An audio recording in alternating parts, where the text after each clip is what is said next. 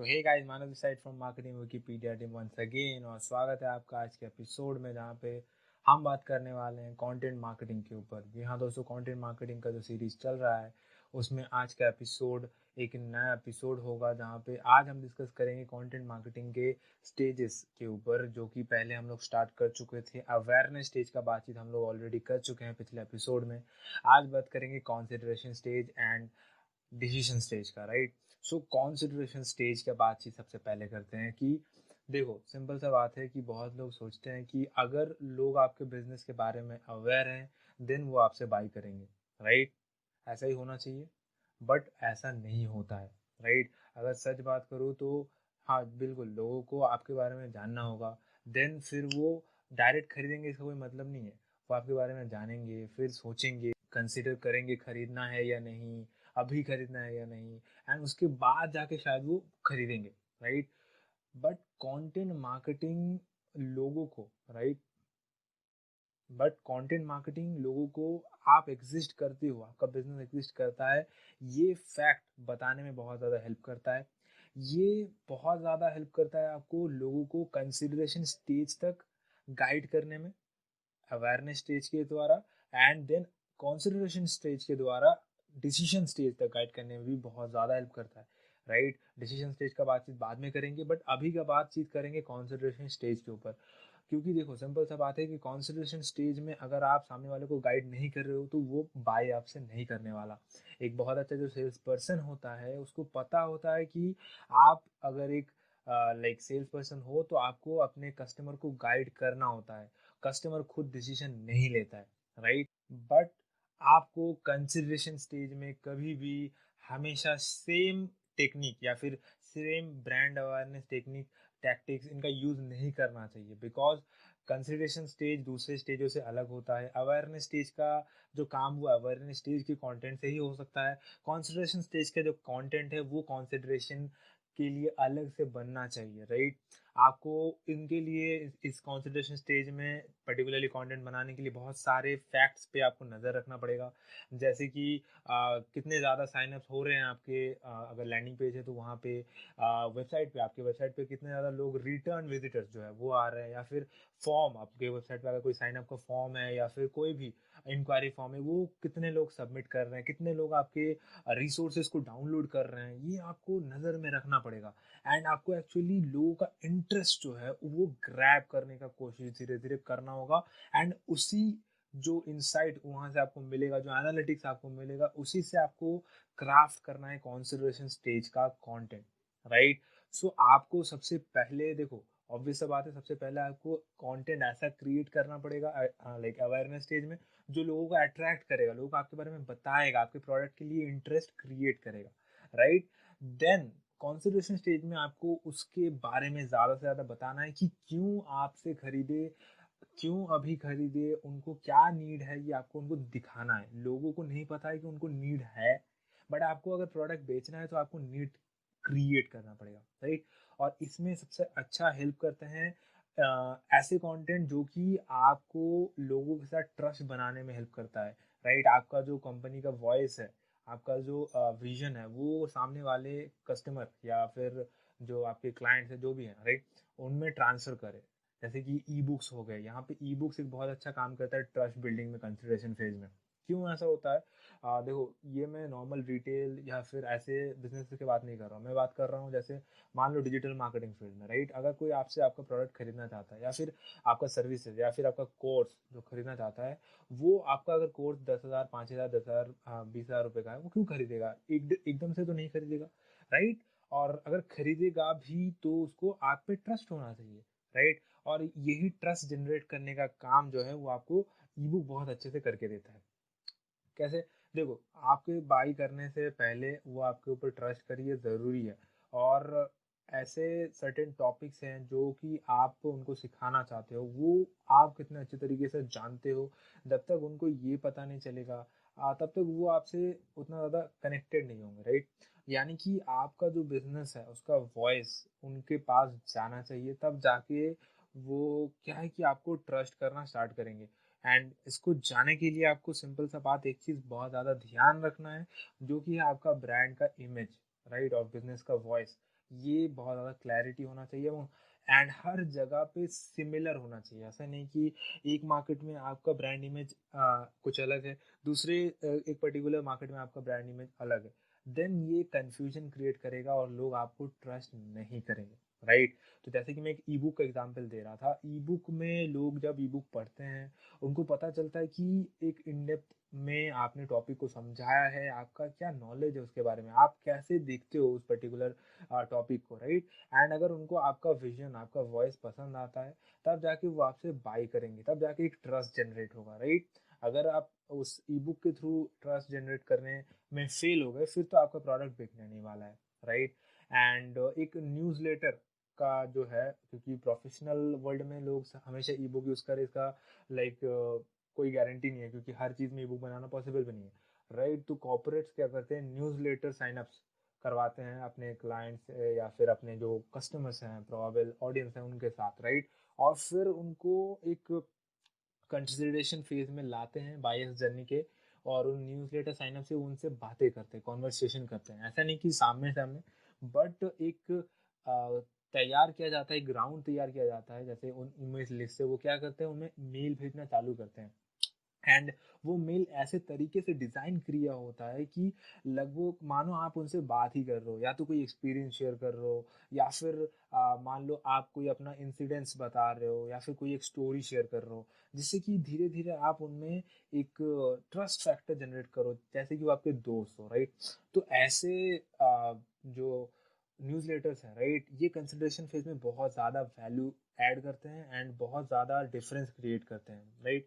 सो देखो, सिंपल सी बात है, different different entrepreneur and business person जो है वो लाइक न्यूज़लेटर यूज़ कर रहे हैं, यानी कि कंसिडरेशन स्टेज में जो कंटेंट है, राइट, कंटेंट मार्केटिंग में एक आपको ऐसा फ्रेंडली नेचर का बनाना है, जैसे कि एक दोस्त आपको सजेस्ट कर रहा हो कि यार यार ये ले ले, बहुत अच्छा है, देख इसमें ऐसा ऐसा चीज़ है, मैंने भी यूज़ किया है और इतने सारे लोगों ने यूज़ किया है। तो ये एक दोस्त बोलेगा तो आप बिल्कुल बाय करोगे, क्यों? क्योंकि आपका ऑलरेडी उस पर ट्रस्ट बना हुआ है, and that is the work that is done by newsletters content marketing के कंसिडरेशन फेज में, राइट। तो अभी कंसिडरेशन फेज में कंटेंट मार्केटिंग कैसे हेल्प करेगा? सिंपल सा बात है, कंटेंट आपको ऐसा बनाना है, जैसे कि मैंने बता दिया कि दोस्त रेकमेंड कर रहा हूँ, फैमिली रेकमेंड कर रही हो, ऐसा लगे, लेकिन उसको अभी लोग देखेंगे कैसे? सिंपल सा बात है, आपको एसईओ का यूज़ करना है, और एसईओ का पहले से ही मैंने एक पूरा सीरीज बना के रखा है, आपको मिल जाएगा। अगर आप थोड़ा सा स्क्रॉल करोगे मेरे प्रोफाइल में तो आपको नीचे मिल जाएगा, on page, of page, technical, सारा एसईओ मैंने बता के रखा है, राइट। तो एसईओ में लॉन्ग टेल जो कीवर्ड्स होते हैं, राइट, उनमें आपको ज़्यादा फोकस करना है, right, rather than short tail या मीडियम टेल कीवर्ड्स के ऊपर, बिकॉज लॉन्ग टेल कीवर्ड जो है वो रैंक करवाना पहली बात तो बहुत ज़्यादा इजी होता है। दूसरा जो सबसे बेस्ट बेनिफिट है लॉन्ग टेल कीवर्ड का, वो है कि लॉन्ग टेल कीवर्ड जब लोग यूज़ करते हैं आपका प्रोडक्ट फाइंड करने के लिए, तब ये पता चलता है कि वो आपसे बाय करने के लिए रेडी है, राइट। जैसे कि शूज़ फॉर सेल, अगर कोई इंसान ऐसा सर्च करता है, उसका इंटेंशन क्लियर नहीं है कि वो किस कंपनी का शू खरीदना चाहता है, बट अगर वो सर्च कर रहे हैं bye shoes from Adidas, right, ये लॉन्ग टेल कीवर्ड है, राइट। या फिर बोल सकते हो कि काइंड ऑफ मीडियम टेल भी है, या फिर ऐसा बोल सकते हैं कि bye shoes from Adidas under 3000, तो ये लॉन्ग टेल कीवर्ड है। लेकिन यहाँ पे क्योंकि उसने एडिडास नाम का यूज किया है, इससे हम लोग आराम से पता लगा सकते हैं कि उसको एडिडास ब्रांड के उस पर्टिकुलर शू में इंटरेस्ट है, राइट। और इससे हम इतना तो बहुत अच्छे से आइडेंटिफाई कर सकते हैं कि एडिडास ब्रांड का जो कंटेंट मार्केटिंग है वो बहुत अच्छा काम कर रहा है, राइट। और कंसिडरेशन फेज में उसको क्योंकि एसईओ आपको बहुत ज़्यादा हेल्प करेगा, तो इसके लिए मैं रिकमेंड ज़रूर करूंगा आप एसईओ वाला जो सीरीज़ है वो भी चेकआउट करें, राइट। एंड ऐसे ही आपको धीरे धीरे गाइड करना है लोगों को। इस जो बाइंग प्रोसेस है ना, इसमें आपको लोगों को छोड़ना नहीं है, राइट। आपको उनको हमेशा अपने साथ बना के रखना है, इंटरेस्ट क्रिएट करके रखना है, आपको एक अच्छा खासा लिंक बिल्ड करना है अपने प्रॉस्पेक्ट के साथ, रिलेशनशिप बिल्ड करना है, तभी जाके आप उसको बाइंग प्रोसेस में कंसिडरेशन स्टेज से आगे ले जाके डिसीजन स्टेज तक ले जा पाओगे। अदरवाइज अगर आप कंसिडरेशन स्टेज से उसको डिसीजन स्टेज तक नहीं ले जा पा रहे हो, आपका जो मार्केटिंग का, कंटेंट मार्केटिंग का जो स्टाइल है वो बिल्कुल फेलियर है, आपको वहाँ पे ऑप्टिमाइज करने का बहुत ज़्यादा ज़रूरत है, राइट।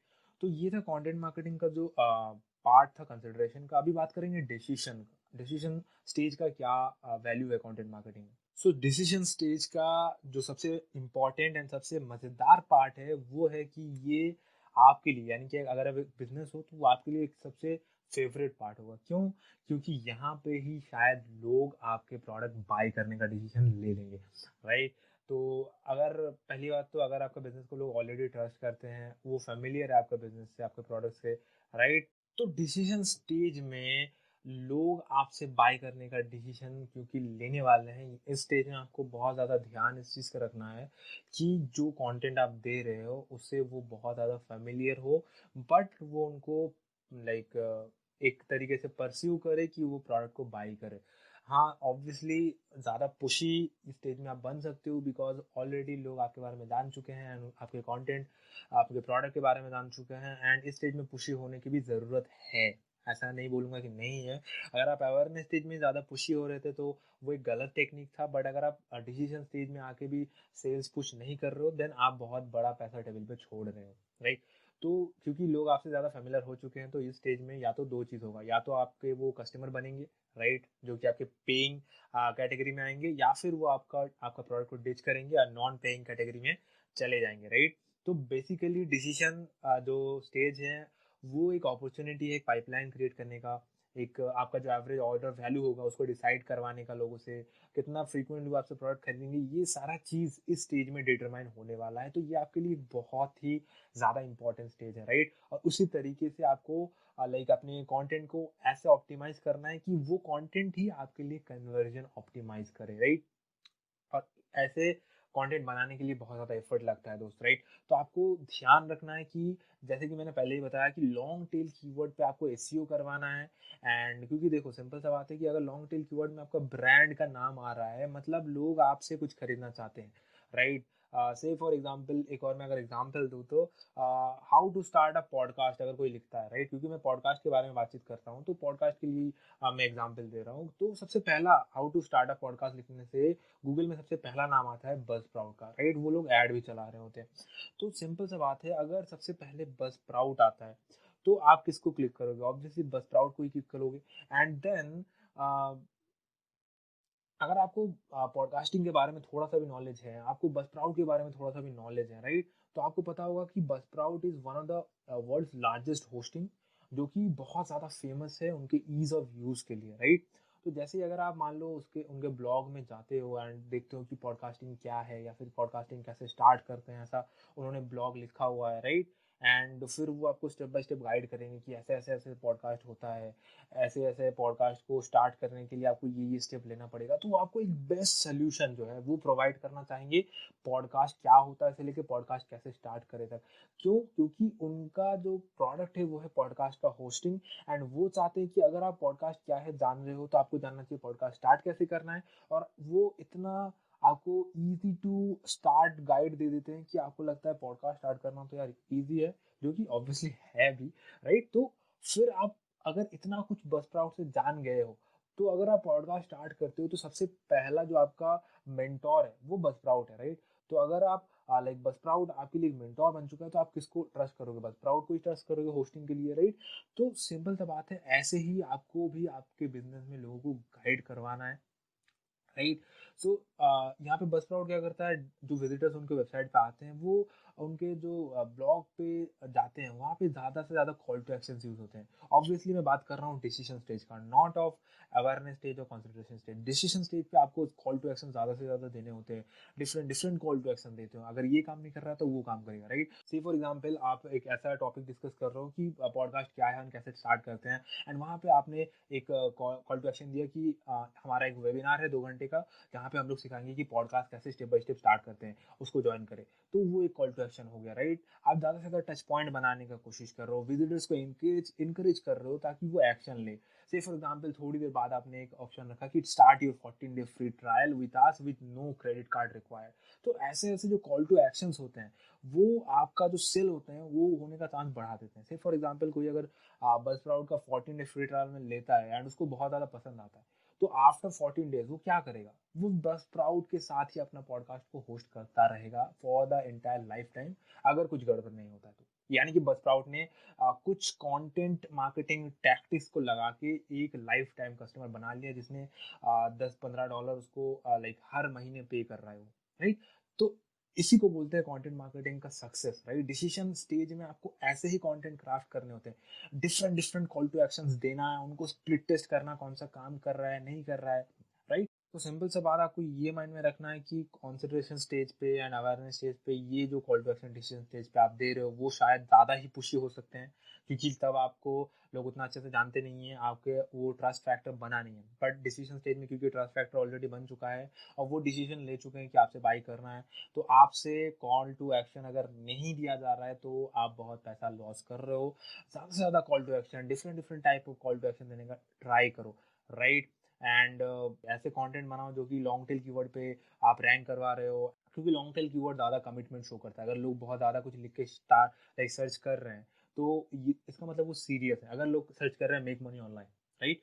तो ये ऐसा भी हो सकता है कि वो सिर्फ सर्च कर रहे हो, ढूंढ रहे हो। लेकिन अगर कोई सर्च करता है make money online through affiliate marketing click bank, यानी कि वो क्लिक बैंक के थ्रू, एफिलिएट मार्केटिंग के थ्रू ऑनलाइन पैसा कमाना चाहता है, राइट?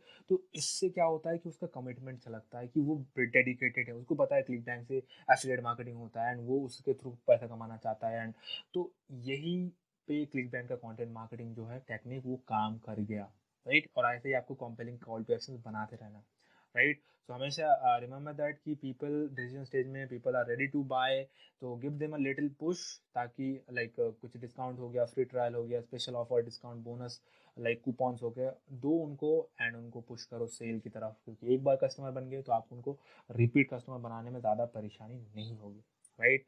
सो ये था consideration and decision stage of content marketing. अगले दिन हम लोग बात करेंगे कंटेंट मार्केटिंग के एडवांटेजेस के ऊपर। सो मानो this side, signing off, bye bye and thank you for listening.